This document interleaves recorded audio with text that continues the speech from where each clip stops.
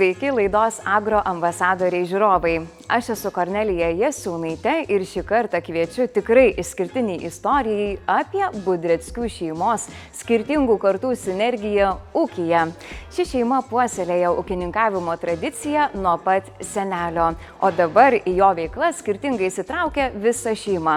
Tarp jų vyresnysis Budreckis Rimantas, sūnus Tadas ir dukra Liveta. Pastaroji ne tik dalyvauja savo šeimos ūkyje, bet ir darbuojasi įmonėje Agrokoncernas produktų grupės vadove.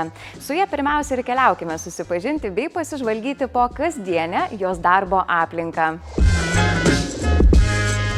Sveiki. Labas rytas, Kornelija.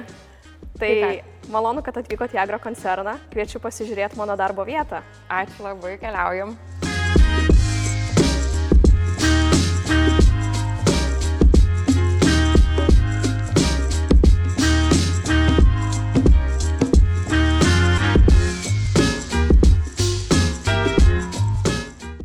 Turim susirinkimą dabar, kuris va čia vyksta.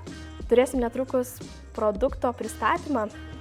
Herbicido, kuris atsinaujina, buvo daugelį metų naudojamas pas mus ūkininkų laukuose. Tačiau truputėlį mes jį per šitiek metų sugalvojom patobulinti. Ir manau, kad mums tikrai pavyko patobulinti, nes efektyvumą matėm kartu su komanda. Tai kviečiu trumpai užeiti, pasižiūrėti, ką mūsų kolegos diskutuoja. Keliaukim būtinai.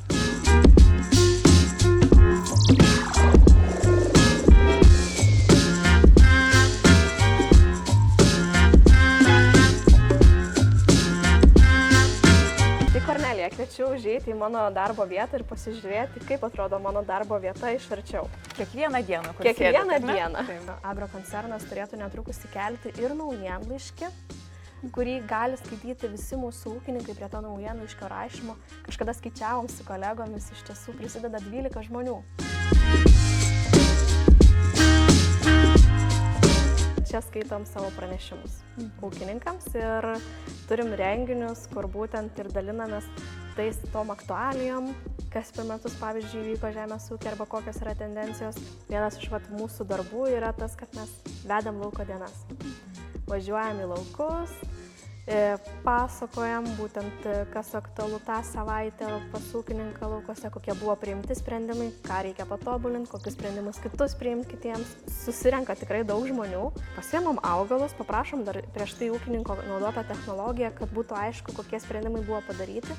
Na ir pavyzdžiui, augimo reguliatoriai, jie labai gerai matosi, kada suveikia paėmus augalą, kada buvo panaudotas kažkas mažiau efektyvus, kažkas daugiau geriau buvo suveikęs.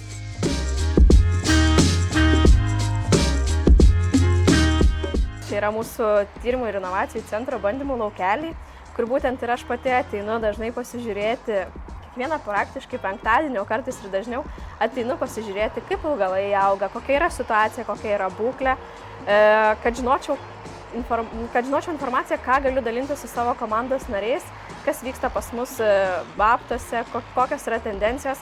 Tuo pačiu iš šito lauko bandymų mes teikiam ir ūkininkams rekomendacijas.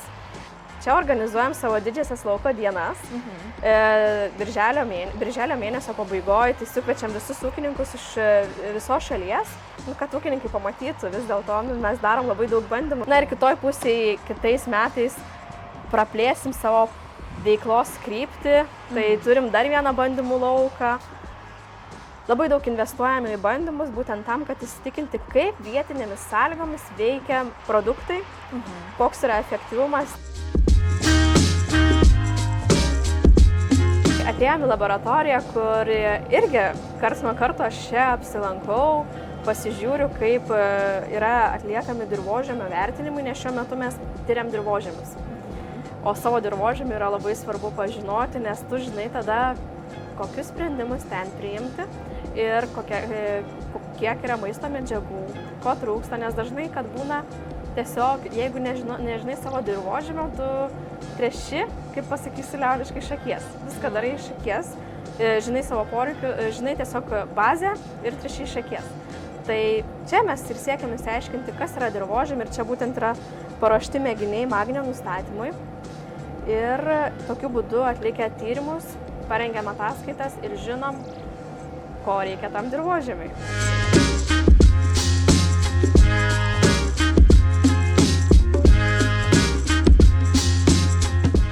Liveta, teko girdėti, kad jūs esate šalia ūkio visą savo gyvenimą, galima sakyti. Kada įsitraukėt į paties ūkio veiklas ir kokiamis formomis patį pirmą kartą? Oi, labai geras klausimas. Iš tiesų nieks nėra pasakojęs, kaip įvyko tas pats pirmas kartas, bet puikiai prisimenu savo visą vaikystę, kada matydavau, kaip senelis dirba žemės ūkyje. Tėtis versdavosi tuo metu miškais, tai truputį buvo nutolęs nuo žemės ūkio, bet aš vis tiek matydavau, kas vyksta žemės ūky. Ir galiu nuoširdžiai pasakyti, tuo nebuvau sužavėta tada. Ir visą savo gyvenimą sakiau iki pat paskutinės akimirkos, kad kur, bet jau žemės ūkį tikrai nedirbsiu.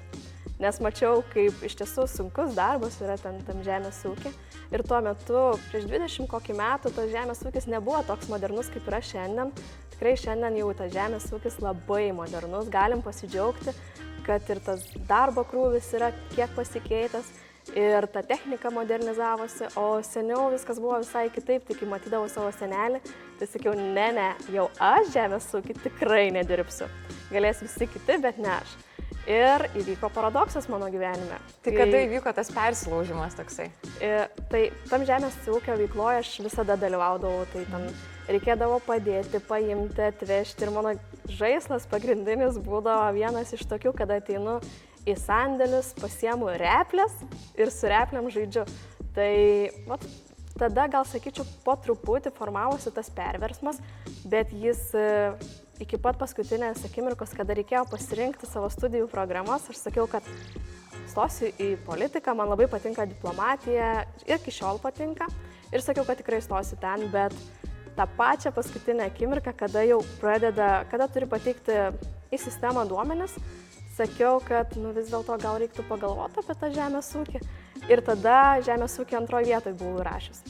Ir gavosi taip, kad vakare sėdžiu, lig šioliai pamenu, vakare sėdžiu ir galvoju, Liveta, taigi politiką galėsi ir vėliau užsimti. O kas tau draudžia, turint tokius tvirtus pamatus iš žemės ūkio, užsimti politiką vėliau?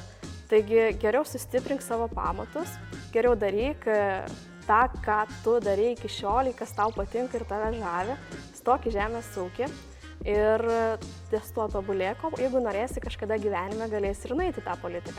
Tai taip ir atsitiko. Iš pirmos vietos, sakyčiau, į antrą vietą. Pirmoje vietoje atsirado žemės ūkio mokslai, būtent agronomija. Ir savo pasirinkimų visiškai nesigailiu. Dabar darau tai, kas man labai patinka, kas mane veža ir ką tik, kaip pasakiau žodžiu, kas man patinka, toks širpuliukas praėjo net per kūną, tai reiškia, tikrai mane veža tai. Tai papasakokit, ką jūs veikiate kiekvieną dieną čia, įmonėje Agrokoncernas? Kiekviena diena būna visiškai skirtinga. Esu atsakinga už augalų apsaugą, esu produktų grupės vadovė pesticidams. Pesticidai yra augalų apsaugos produktai. Produktų pritaikymą, kad ūkininkai gebėtų naudoti tos produktus, būtent augalų apsaugos ir pačių rekomendacijų sudarimą, bandymų planavimas taip pat irgi įeina, nes mes visą laiką prieš įvesdami produktus juos išsibandom savo tyrimų ir inovacijų centre. Tai tikrai labai geras dalykas yra dėl to, kad mes matom, kaip mūsų sąlygom, vietinėmis sąlygomis veikia tie produktai ir mes galime įsitikinti jų efektyvumu. Bendrauju su komanda. Su komanda bendravimas tai iš vis yra kažkas nuostabaus gyvenime dėl to, kad turim labai didelę komandą savo, būtent apie 60 žmonių šiai dienai. Tai tikrai yra labai daug ir labai džiugu, kad visą informaciją komandos nariai atneša iki mūsų. Ir besikeičiantis tas klimatas verčia mus priimti tuos geriausius sprendimus, optimaliausius, kaip išauginti tą gerą, kokybišką derlių, kad visi būtų laimingi ir kad visiems būtų gerai. Rūpinamės, kad sveikas maistas pasiektų mūsų vartotojų stalus. O ar tos naujus sprendimus tenka išbandyti savo šeimos ūkyje? Tai vienareikšmiškai tenka išbandyti ir iš tiesų mūsų šeimos ūkis yra ta vieta, kur aš daugiausiai ir leidžiu savo pafantazuoti, daugiausiai leidžiu ir savo improvizacijų tokių užsimti, tai labai esu dėkinga savo šeimai, kad jie mane palaiko. Būna visko. Būna pykčių, būna tiesiog, kada susėdam keturiese, nes turiu ir brolį vyresnį, susėdam keturiese tiesiog ir tada gimsta iš diskusijų ir pykčiai, tada gimsta dar didesnės diskusijos, nes vienas sprendimas mano akimis labai geras, mano šeimos akimis galbūt šiuo metu dar nėra toks geras, nes tiesiog per mažai informacijos dar, bet iš tiesų viską išbandom. Ir vienas tokių produktų buvo išbandytas, vienas iš pirmųjų Lietuvoje, mano tėtis išbandė Blueną cukrinėse runkelėse. Bet kai nuvažiuosim į mano šeimos ūkį, nes tikrai pakviesiu ten apsilankyti, tai mes ir tėtis ir papasakos, kaip tas Bluenas ten veikia.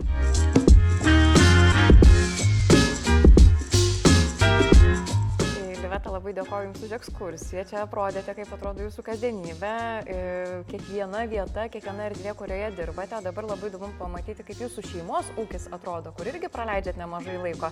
Tai į Radviliškio rajoną, Valatkonių kaimo. Keliausim dabar, ar ne? Tai tikrai labai kviečiu keliauti ten ir iš tiesų, Kornelija, aš Jums šiandien parodžiau tik labai mažą dalelytę savo darbo. Bet tikiuosi, kad pamatėt, kaip čia kas vyksta ir ką, keliaukim. Keliaukim, taip.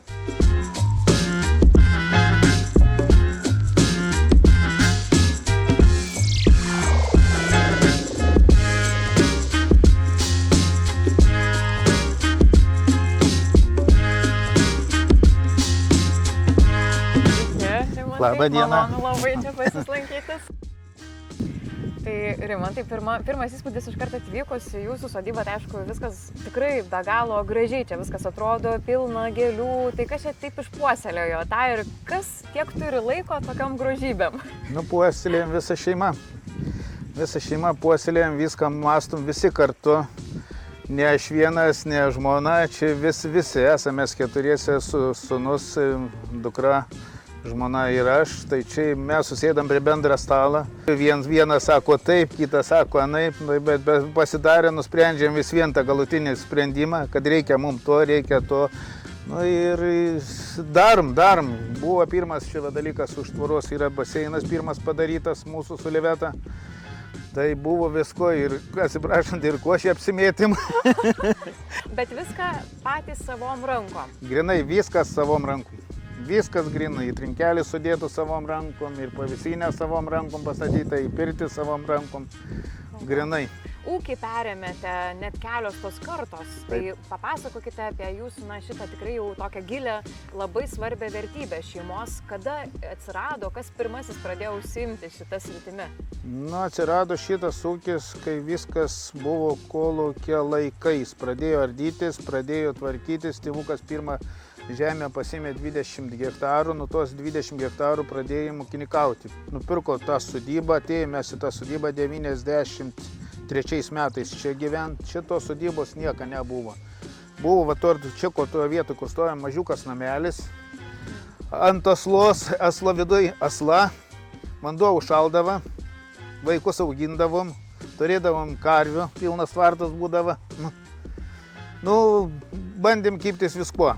Į daržovėm, verčiamės viskuo, tikrai. Ir miškai buvo? Ir miškai buvo viskas, čia buvo viską vertėmės ir dirbom ir žiūrėjom, ką tik tais, nu, į daugiau pradėjom, 2005 aš įkūriau savo ūkį, jau atsiskyriau nuo tėvuką, jau pradėjau ūkininkauti jau pats.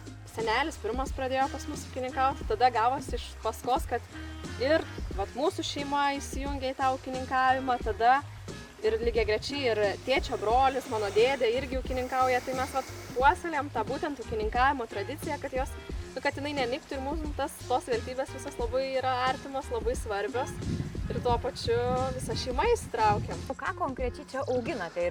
Mes auginame rapsų apie 80 hektarų, cukrinių runkelių 60 hektarų, dabar rapsą pasėjom 100 su virš hektarų, kviečiai, miežiai.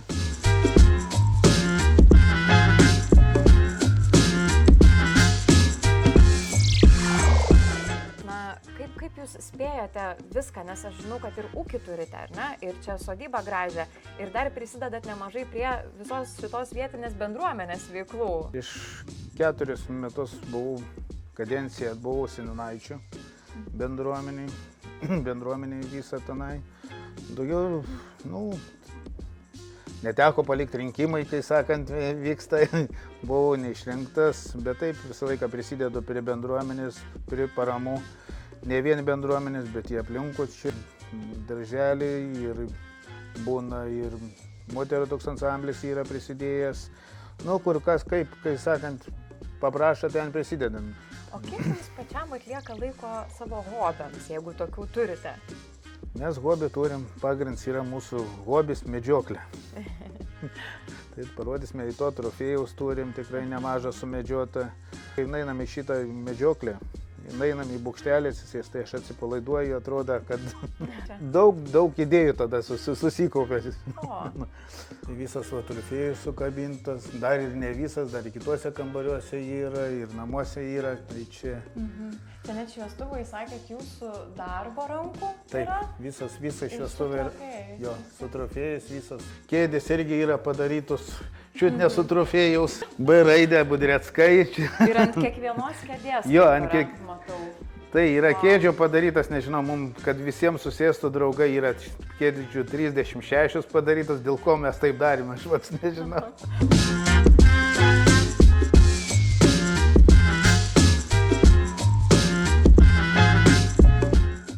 Tai koks yra šis sezonas, kaip jį vertintumėt? Pats sezonas tai buvo iš tiesų labai skirtingas ir tuo pačiu labai įdomus. Bet žemės ūkis ir yra tuo unikalus, kad kiekvienas sezonas ir skirtingas, ir unikalus. Ir jeigu prisiminsim, tai nuo pat pradžių turėjom daug šalnų, kada neleido tinkamai ir laiku atlikti purškimų nuo piktžolių. Augimo reguliatorių negalėjom tinkamai ir laiku panaudoti. Atėjo kulimai. Prasidėjo lietus, prasidėjo ir kai kuriuose regionuose buvo ir krušos, ir stichinės nelaimės tikrai. Su žieminiais rapsais mums ganėtinai neblogai pasisekė. Derliaus rezultatai bendraja prasme buvo vidurkis 3,7 tonos iš hektarą. Su kviečiais truputėlį turim tokių nuosmukių, nes kviečiai vis dėlto ne taip gerai skaičiavosi, kaip mes norim, kad būtų. Mes auginam tikrai nemažą plotą, buvom paskyrę miežiam vasariniam ir būtent salykliniams, tai vis dėlto tas derlius buvo tarp 5-6 tonų, bet vėlgi turim nemažai susandėliavę. Baltymų atitinka parametrai, tai turėtų viskas išeiti salyklą. Auginam štrubės veislės, kuo ir tikrai džiaugiamės, nes ir cukringumas geras, ir derlius gausus. Ir manau, kad šį sezoną turėtų nustebinti tie visi parametrai. Pirmiausia, šauna į galvą, kai išgirstat žodžiu žemės ūkis, ūkininkas. Traktorius. Ja. Pirmas dalykas. Ja. O kas dar? Nežinau, pienas, maistas. Ačiū. Ir manau, kad šaunūs žmonės, kurie tą daro pirmiausia. Tai tikrai didelė pagarba jiems. Puoselėjimo dar tą norėčiau ir linkėčiau. Rūgiai, kviečiai, daržovės, visokios vaisiai. Kai aš išgirstu ūkis, aš visada prisimenu, kokios didelis žemės plotas iš tikrųjų užima ūkiai. Tiek dirbama žemė, tiek gyvulininkystės plotai. Tai man visada tie vaizdai yra iš lėktuvo, kaip tarkim, žmonės skrenda lėktuvu ir mato tiesiog atsiveriančius hektarus ant hektarų ūkio. Tai su žemės platumu siejasi irgi. Herbicidai, ar ne? Dar daug kas čia galvoja, ypatingai miestiečiai, tie, kas nėra per daug gal susidūrę su ūkiu, kažkaip galvoja, kad tai yra didžiausia blogybė ir blogis ir čia nesveika, nesaugu kažkaip ar ne, vartoti vėliau tą produkciją. Kaip galėtume šitą mitą paneigti? Tai tiesiog labai paprasta, ne tik kad herbicidai, bet visi augalų apsaugos produktai, visi galvoja, kad jie nėra tokie sveiki, bet prieš įvedant kažkokį produktą į rinką yra atliekama gausybė įvairiausių tyrimų. Ir tuo pačiu yra atliekami tyrimai, kada per kiek laiko skyla dirvožemė, per kiek laiko augalė nebelieka. Yra karencinis laikotarpis, kada produktas yra nupurškiamas ir kiek turi dienų praeiti, iki kol tu gali nuimti derlių. Tai yra iš tiesų labai daug institucijų kontroliuojančių tą sveiką, kad derlius būtų sveikas ir saugus visuomeniai. Daugelis traktuoja, kad ekologinis maistas yra labai sveikas. Iš tiesų jis nėra toks sveikas, nes tie augalai serga įvairiausiamis ligomis. Tuo pačiu ten visko yra daug mikotoksinų, tai nėra taip viskas gražu, kaip atrodo. Dar vienas mitas, kad ūkininkai visada verkia.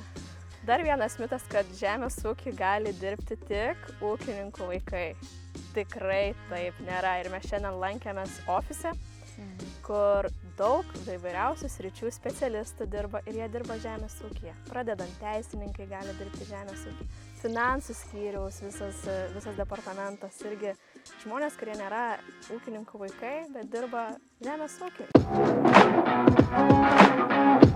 Kiek dienų per savaitę darbuojatės? 7. Robotai jūsų ūkyje, kaip manot, po kiek metų ir ar įmanoma? Įmanoma. Be robotų mes neapsėsime, po 5 metų imsime jau robotą. Dronai tik žaislas ar rimtas įrankis žemės ūkyje? Rimtas įrankis žemės ūkyje. Ar Mes jau mes turim. naudojat? Taip, Geriausios atostogos kur? Lietuvoje ar užsienyje? Lietuvoje. Kategoriškai, ar ne? Geriausias laisvalaikio užsiėmimas? Medžioklė. Medžioklė, ar ne? Investicijos į žemę ar į techniką? Žemė. Ir kokia artimiausia investicija dabar laukia? Sandėlių statyba. Sezono iššūkis didžiausias šio. Sezono iššūkis derliaus nuėmimas. O koks buvo pats geriausias sezonas, ar atsimenat? Man visi metai geri, tikrai. Nesiskundžiu aš nikom. Didžiausia jūsų svajonė šiandien, vat ko labiausiai norit? Sveikatos. O ir palinkėsiu tikrai, žinokit, ko nuoširdžiausiai, kad tik tai tų jėgų užtektų. Taip, kad jeigu užtektų sveikatos ir viskas. Labai gera pas jūs čia buvo apsilankyti. Ačiū. Ačiū. Taigi, Budreckių ūkis man pasirodė išties fenomenalus. Jauki, graži aplinka byloja apie ypatingą šeimininkų darbštumą. O kai tik atvykau, Liveta ir Rimantas mane taip šiltai jaukiai priėmė, kad pasijutau iškart kaip savo namuose būdama. Tai jausmas tikrai be galo malonus ir geras, o itin retai girdime apie tokias šeimas, kurios puoselėja tokias gilias ūkininkavimo tradicijas. Tai tikras įkvėpimas. Ačiū labai visiems, kurie šią savaitę žiūrėjo laidą Agroambasadoriai. Susitikime jau kitoje, 4. laidoje lygiai po 2 savaičių. Iki!